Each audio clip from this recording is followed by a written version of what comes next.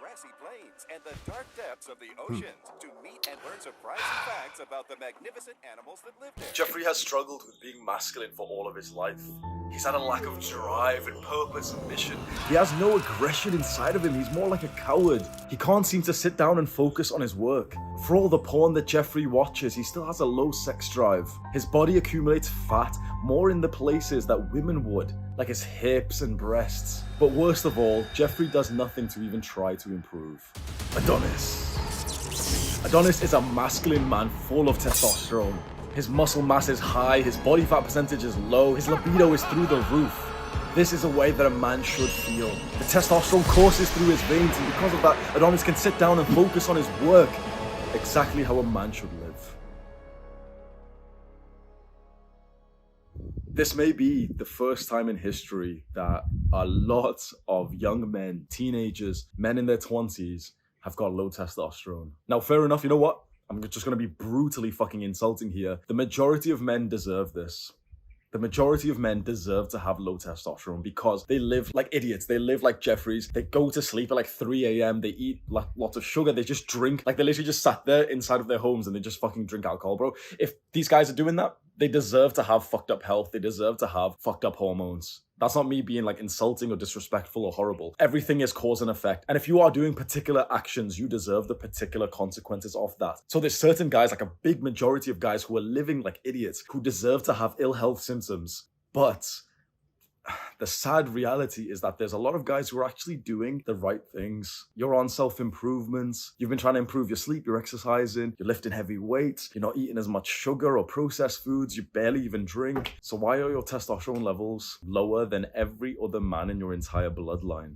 What should you do about it?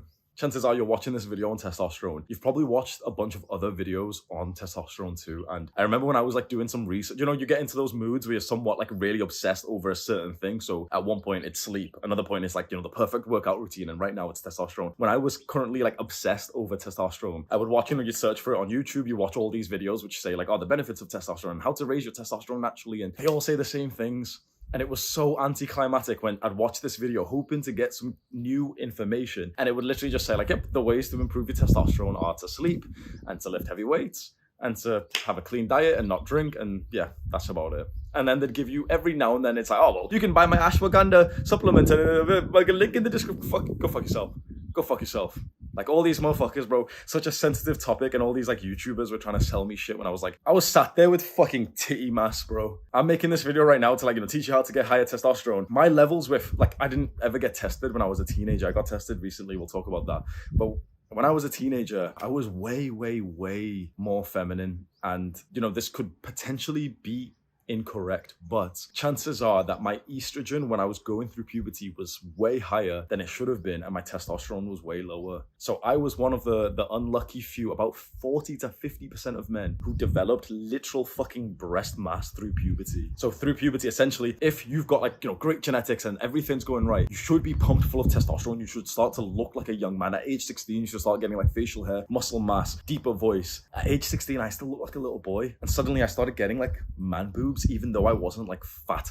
And the majority of young men, like 50% of young men, can relate to this. Visualize that in your mind right now. Visualize boys, like teenage boys, all around the world, and like 50% of them are developing breast mass, like literally what's supposed to happen to women. Why are our hormone levels so fucked up? I remember feeling so fucking self-conscious. I didn't wear normal clothes for a while because my man boobs were fucking showing. There was time, like I remember this one time I wore an orange t-shirt. I was age 17 and one of my friends pointed it out in front of everyone. Oh, you can see Hamza's nipples through his shirt, and it's like they were poking out and they were like sensitive and shit, like when you're growing like titty. Fucking hell, bro. How fucked is that when you really think about it? The time that we should have been growing muscle and becoming more masculine, we should have been pumped full of testosterone.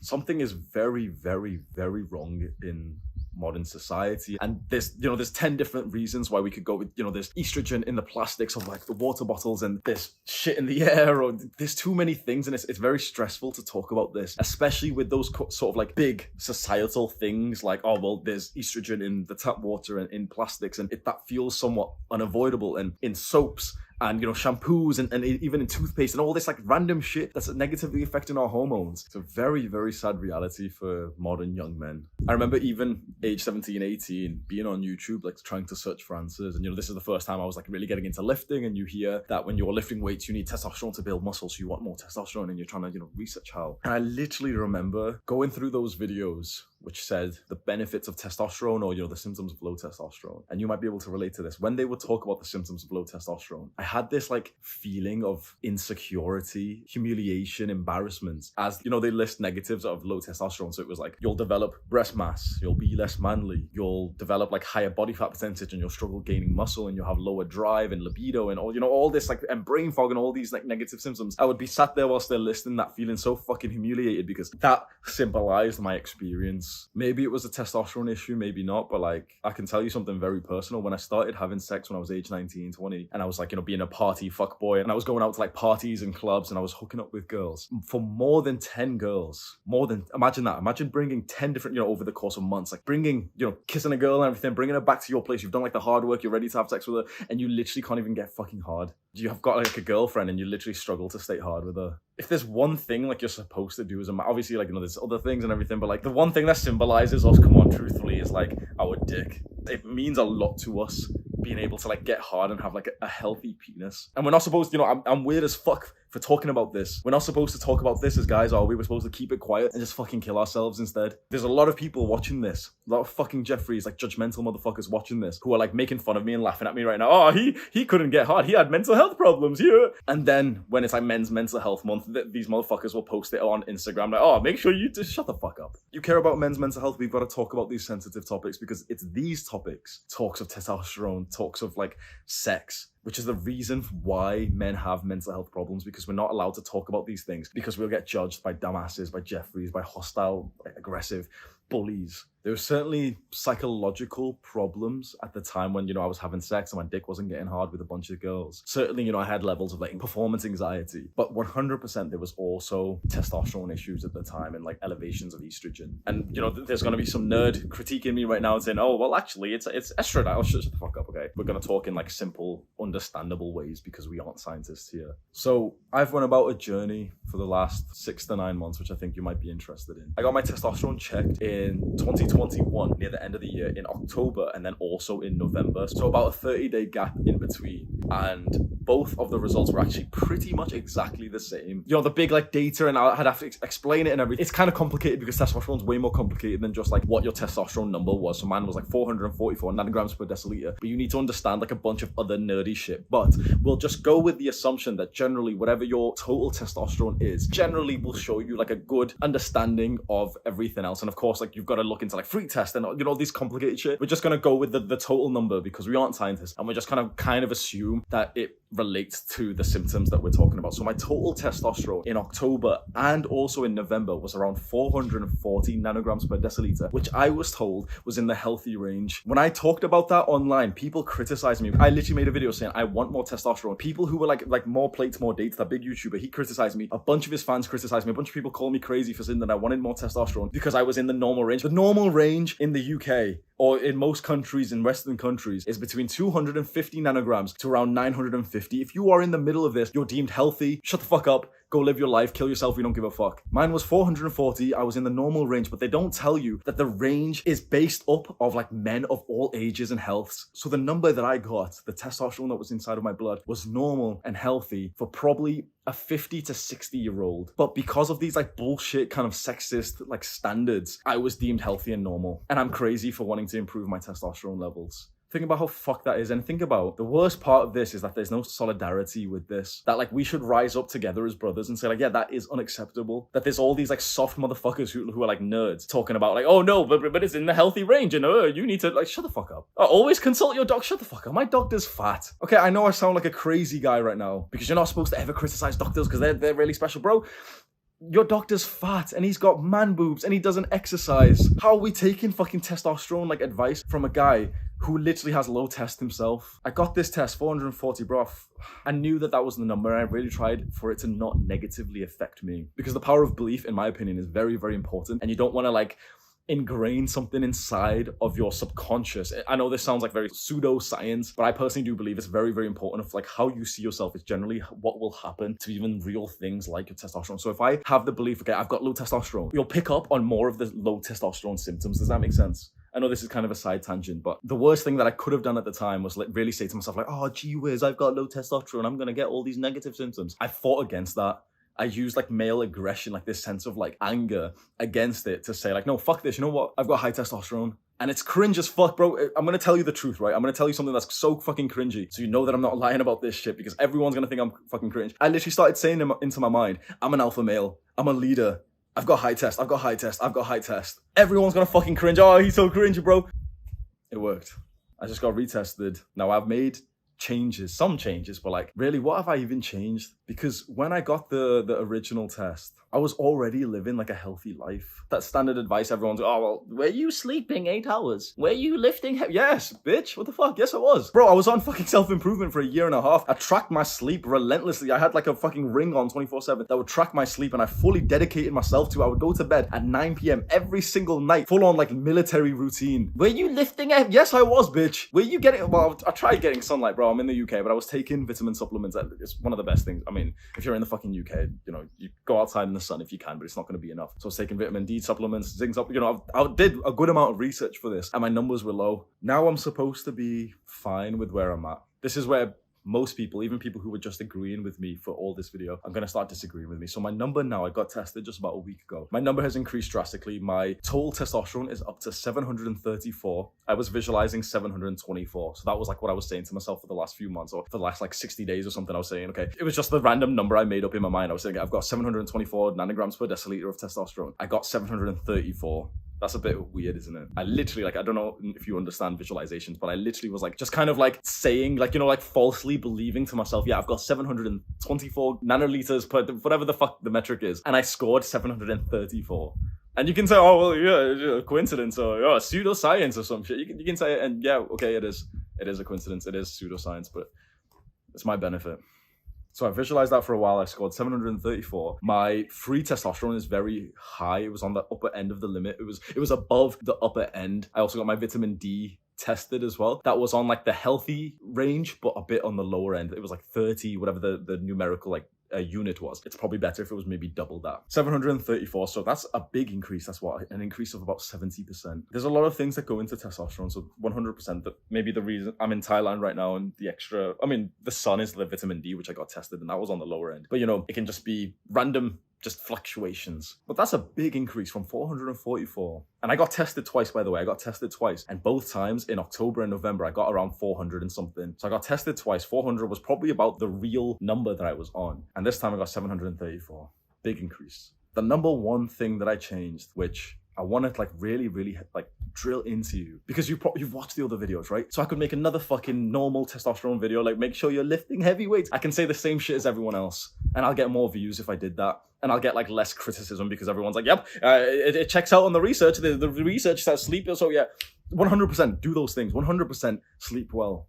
Dedicate more than 8 hours to bed. This is something I learned from the book Why We Sleep by Matthew Walker. You have to allocate more hours to bed than you actually want to sleep. This is a quick side note, but like you'll really benefit. This could literally change your life. Everyone says, okay, get 7 to 8 hours of sleep, but sleep is not the same as hours in bed. Everyone allocates like 8 hours to bed, 7 hours to bed. If you actually like track your sleep meticulously, you'll realize that hours in bed is not the same as hours actually asleep, because you actually wake up for like a large portion of the night, like 30 minutes, 60 minutes, 90 minutes sometimes. So in general, you need to allocate like literally more like 9 to maybe 10 hours to bedtime to actually get around 8 hours of actual sleep. This is a quick side note. That's something I've learned, which has been very helpful. So I don't want to go over the basic advice that you've heard. You can go click on any other testosterone video and they'll tell you, you know, healthy diets and stuff. And again, 100% you should do those things. I'm going to do those things for the rest of my life. What I want to do is speak to you about the power of belief, which seems really wishy-washy. I'm not like some fucking hippie weirdo. I don't have anything to sell you. Like, you know, buy my fucking course or anything. I don't have anything to sell you. I'm just telling you what's worked for me. I'm telling you right now, I am quite like a logical, no BS kind of guy. And so wishy-washy advice, I've always hated it. And I know this is going to sound like very spiritual and wishy-washy. There is something weirdly effective about the power of like belief, like what you believe.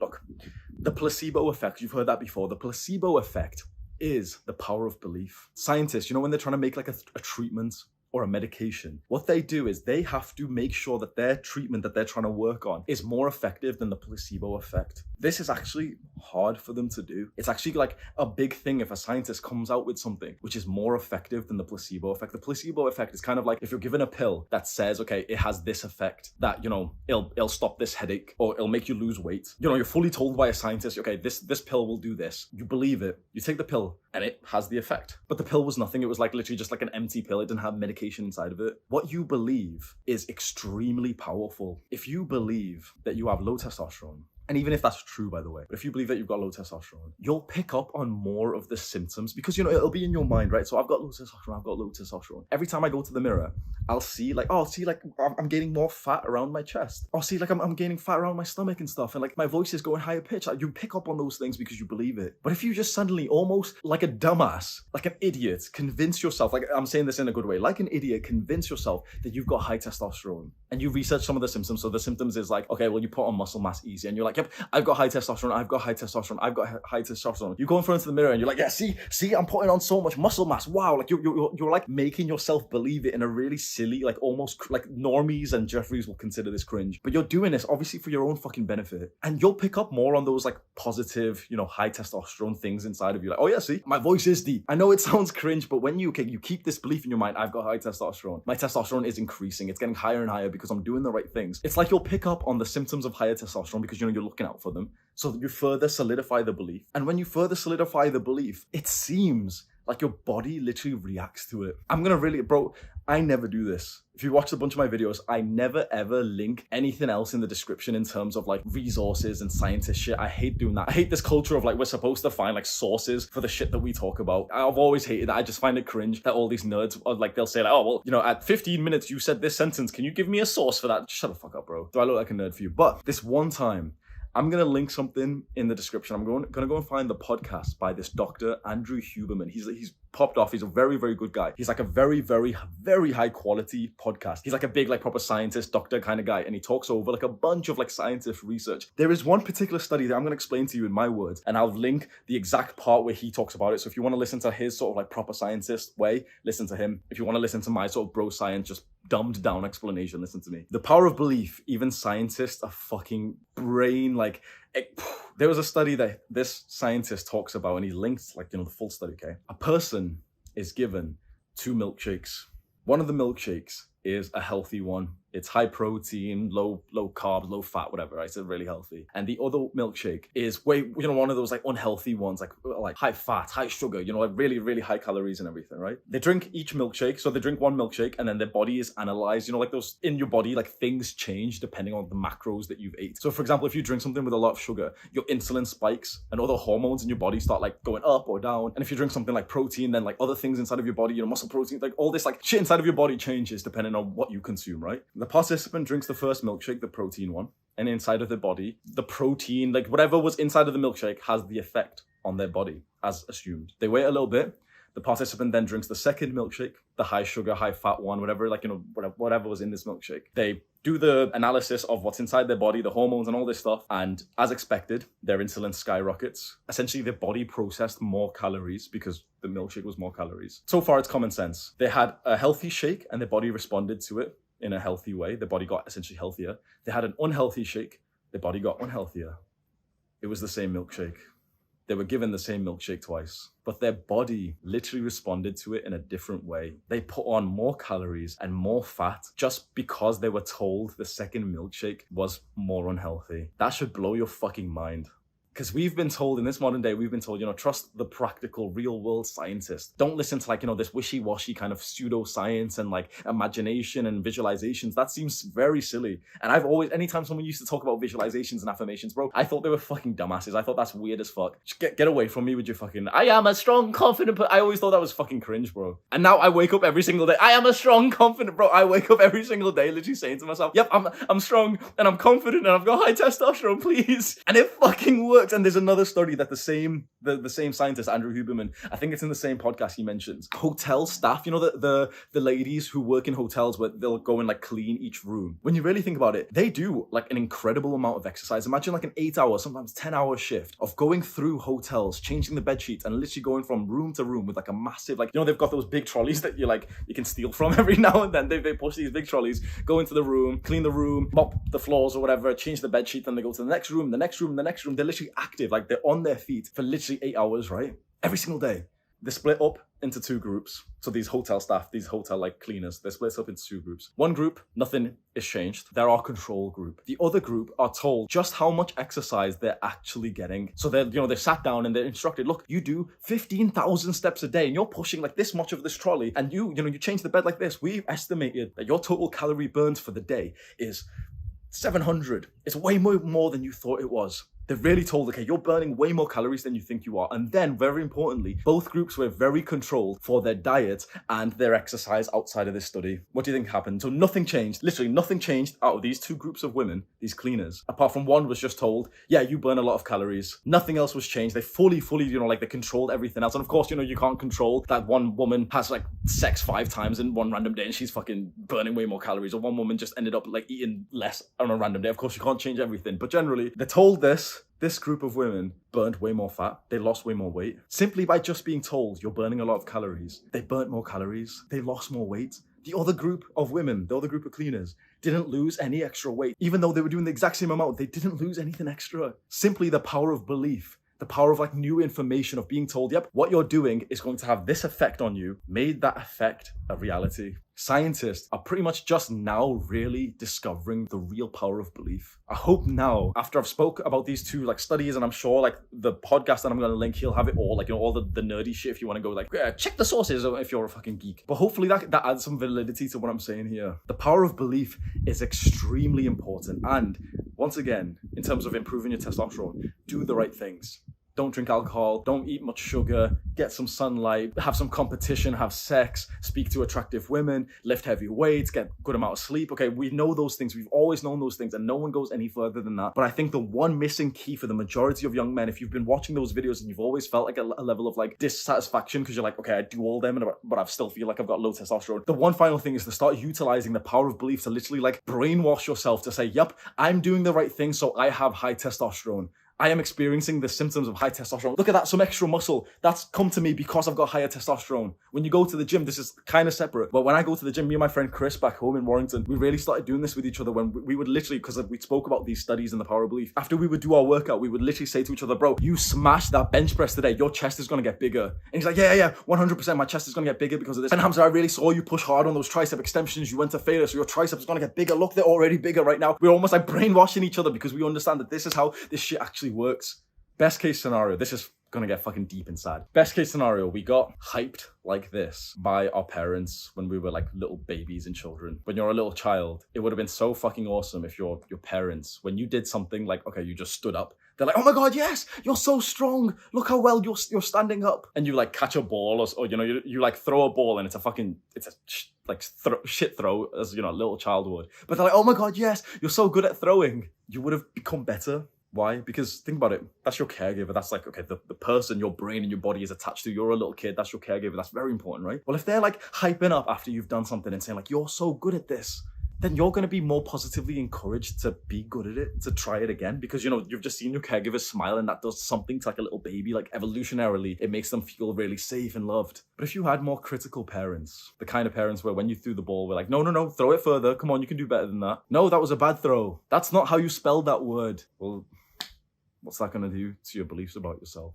We can sit here and get very sad about the beliefs that we have ingrained from childhood and from our experiences in school. I think those things are very important, but all we can do, like the best thing we can do is think productively, think positively and ask ourselves, okay, what are the best, most beneficial thoughts, beliefs and attitudes for me to hold right now? This is very weird, specific, practical advice. These are things, like these, beliefs. The word for me, which really means a lot, is force. These beliefs you have to force inside of yourself. Because generally, the automatic thoughts that our brain processes about ourselves aren't so positive. Generally, our brains are more critical because of things like, bad mental health and social media. And like, if you've been going to the gym for a while, but there's a billion guys who are on Instagram who've got six packs and they're always posting like towel pictures with his eyebrow like this, fucking dumbass Hamza in his stinky bathrobe. There's all these other guys, and so when you see yourself in the mirror, like, and you've been going to the gym for a while, you look like a piece of shit. And compared to other people, now of course you've made fantastic progress. You look fucking phenomenal compared to what you look like, but compared to some big bodybuilder, you look like shit. And